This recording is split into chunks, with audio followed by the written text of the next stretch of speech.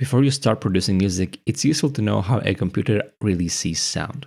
It's not magic, just a couple of simple concepts, and once you understand them, a lot of things in music production start to click. Sound is just vibrations traveling through the air. Those vibrations form waves, and everything digital in music, your DAW, synth, samples, is just a way of capturing and manipulating those waves. To describe any sound wave, we need three things. First of all, the frequency is the pitch of the sound. When the wave vibrates faster, the pitch goes up. Slower, it goes down.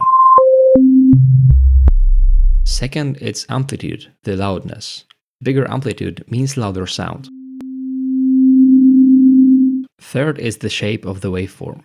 This is what gives a sound its tone or timbre. A sine sounds smooth, a square sounds buzzy, a sawtooth is bright.